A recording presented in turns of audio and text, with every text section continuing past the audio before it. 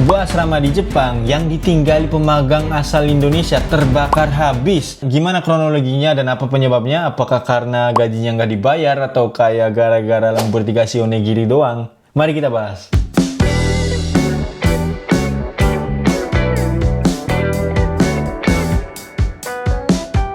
Hai guys, balik lagi dengan gua. Setiap hari Rabu kita bakal bahas tentang berita-berita yang di Jepang, apapun itu, tentang orang Indonesia yang bekerja di sini, yang membuat ulah, apalagi yang berprestasi bakal gua angkat. Karena di berita-berita di Indonesia tidak terlalu diangkat. Kalian juga pengen tahu tentang kayak pemagang atau tingkah laku orang Indonesia yang di Jepang, apakah berubah menjadi lebih baik atau kayak makin buruk, yang kayak jadi gangster atau gimana.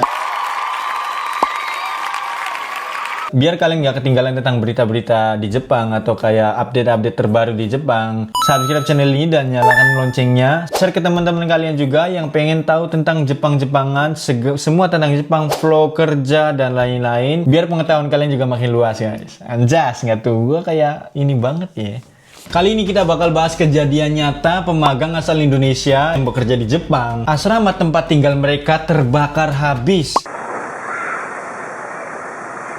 Untungnya mereka selamat, tapi dari kejadian ini kita bisa belajar banyak tentang sistem pemagangan, asrama kerja, tanggung jawab perusahaan, dan pentingnya perlindungan asuransi di Jepang. Nah, gimana kronologinya? Kenapa bisa sampai kebakar kayak gitu? Apakah karena gajinya nggak dibayar? Atau karena lemburnya cuma dikasih onigiri doang? Mari kita bahas. Jadi, kebakaran terjadi itu pada jam 9.30 pagi pada 7 April tahun 2025 guys. Lokasinya di kota Kochi atau prefektur Kochi. Kalian yang tahu atau deket daerah itu, kalian pasti tahu. Jadi api berasal dari 2 lantai kayu yang difungsikan sebagai asrama oleh perusahaan Sudokogyo kalau nggak salah. Lumayan sulit. Buat kalian yang belum tahu, perumahan di Jepang itu ada yang kayak masih rumah, bener-bener rumah zaman dulu, kayu semua, nggak ada yang diperbarui apapun itu.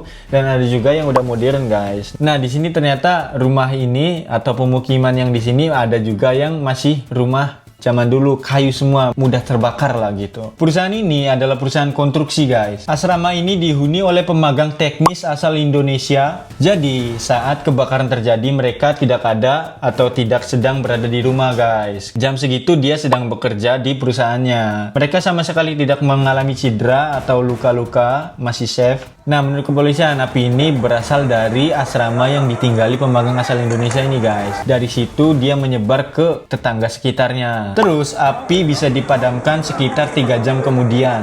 Pemadam kebakaran nyemprot guys 3 jam. 3 jam itu lumayan memakan waktu ya. Namun 2 bangunan habis terbakar dan 2 lainnya mengalami kerusakan. Jadi si rumah yang asrama tempat tinggal pemagang Indonesia ini, di sekitar rumahnya atau tetangganya itu ikutan terbakar. Jadi 2 rumah terbakar hangus. Ya Allah, itu sampai kebakaran coba. Itu gimana, kayak dokumen paspor, kayak dokumen-dokumen yang pentingnya apa kebakar atau masih aman gak sih? Nah, penyebab dari kebakaran ini belum diketahui. Polisi masih menindaklanjuti guys. Dari saksi orang Jepang yang lihat, katanya awalnya dia ngelihat di asrama pemagang Indonesia ini atau asrama yang ya tempat tinggalnya itu keluar asap yang sangat tebal warna putih kayak gitu, di atap-atapnya keluar gitu. Dari situ dia langsung lapor ke pemadam kebakaran dan melapor bahwasanya ada asap yang lumayan tebal di rumah tersebut. Dari situ pemadam kebakaran langsung datang ke rumah tersebut.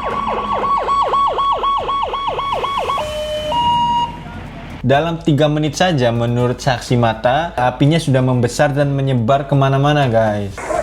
Katanya benar-benar menakutkan gitu. Nah, meski selamat, bisa dibayangkan bagaimana kondisi 2 pemagang ini guys. Sepulang kerja mereka tidak punya tempat tinggal lagi, baju ganti, dokumen dan barang-barang pribadi lainnya terbakar hangus. Ini bukan hanya soal materi tapi juga tentang trauma dan ketidakpastian. Apakah mereka harus pulang? Apakah perusahaan bakal tanggung jawab? Dan bagaimana nasib pekerjaan mereka setelah ini? Sebagian besar pemagang yang datang ke Jepang itu disediakan tempat tinggalnya oleh perusahaan. Biasanya tempat tinggalnya itu dekat dengan tempat kerja agar lebih hemat biaya dan waktu, dan bisa cuma naik sepeda 5 menit atau 10 menit doang. Kalian juga sering lihat kayak orang-orang yang kerja di sini pakai sepeda atau kereta gitu, nggak sampai berjam-jam. Satu kamar bisa diisi 1 sampai 3 orang tergantung kebijakan perusahaan. Fasilitas juga bervariasi, ada yang dengan dapur, kamar mandi pribadi, dan AC. Ada juga yang hanya fasilitas dasar. Biaya sewa biasanya dipotong langsung oleh perusahaan pada setiap bulan gaji pemagangnya, jadi udah dipotong gitu,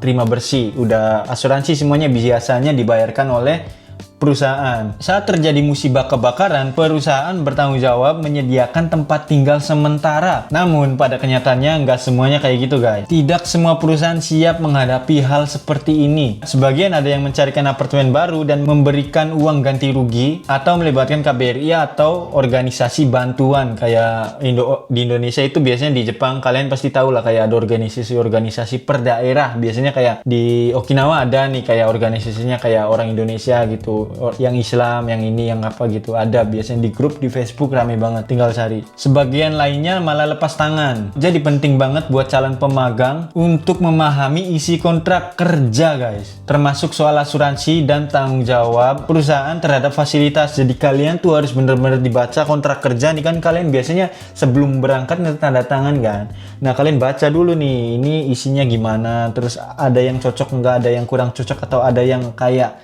aneh atau ayasi apa ya, kayak mencurigakan gitu. Kalian bisa tanyakan aja langsung sebelum berangkat atau sebelum tanda tangan kontrak kalian guys. Banyak pemagang yang hanya tahu mereka ikut asuransi kesehatan dan asuransi kecelakaan kerja, tapi sedikit yang tahu bahwa fasilitas tempat tinggal mereka belum tentu diasuransikan. Kalau asrama terbakar, apakah kerusakan bakal ditanggung asuransi properti? Itu tergantung pada apakah perusahaan mendaftarkan asrama mereka ke dalam asuransi bangunan. Kalau enggak, itu bakal jadi kerugian yang luar biasa guys. Itu mahal banget pasti, baik bagi pemagang atau perusahaan. Nah untungnya di Jepang banyak banget komunitas dan KBRI di Jepang yang aktif membantu sesama. Dalam kasus seperti kebakaran, mereka gerak cepat memberikan bantuan, mulai dari pakaian ganti, tempat tinggal sementara, dan bantuan moral. Pihak KBRI juga ikut serta membantu komunikasi dengan perusahaan dan aparat Jepang. Solidaritas seperti ini menjadi kekuatan utama perantau Indonesia yang berada di perantauan guys. Buat kamu yang sedang bersiap pengen magang ke Jepang, ada beberapa hal yang harus kalian perhatikan dan pelajari, siapkan. Yang pertama, tanyakan soal asrama, siapa yang bertanggung jawab atas kerusakan. Yang kedua, apa saja isi asuransi yang kamu ikuti. Yang ketiga, simpan dokumen penting di tempat yang aman atau kalau bisa buat salinan digitalnya guys. Yang keempat, pastikan kamu cari tahu cara menghubungi KBRI atau komunitas Indonesia di kota kalian tinggal. Biasanya ada tuh kayak di Facebook, di Instagram kayak gitu, kayak biasanya di Facebook sih biasanya banyaknya. Kayak di kota ini ada kayak komunitas, di sini komunitas gitu. Sesama orang Indonesia biasanya ada libet gitu. Jangan sampai kamu datang tanpa persiapan mental dan informasi guys. Jadi siapkan, cari tahu, oh kamu tinggal di Okinawa, cari di Okinawa, kamu tinggal di Kyoto, Tokyo, ataupun itu kalian cari, terus kalian gabung grupnya. Walaupun kalian nggak tahu bakal jadi apa, tapi yang penting kalian siapkan terlebih dahulu gitu, sedia payung sebelum hujan. Musibah bisa datang kapan aja, tapi dengan informasi yang cukup kalian bisa lumayan agak tenang guys, dan lebih siap menghadapinya guys. Kasus kebakaran asrama pemagang di Kochi ini jadi pengingat kita semua bahwa keselamatan dan kepastian hidup di Jepang bukan cuma soal visa dan gaji, tapi juga soal perlindungan yang menyeluruh. Kalau kamu punya pengalaman yang serupa atau pertanyaan soal kerja di Jepang, tulis di kolom komentar. Jangan lupa like, share, dan subscribe supaya kamu nggak ketinggalan seputar info terbaru tentang Jepang, cara kerja di Jepang, vlog di Jepang, tentang budaya dan lain-lain. Mite kurete arigatou gozaimashita. Sampai jumpa di video selanjutnya. Bye bye. Mata ne. Bye bye.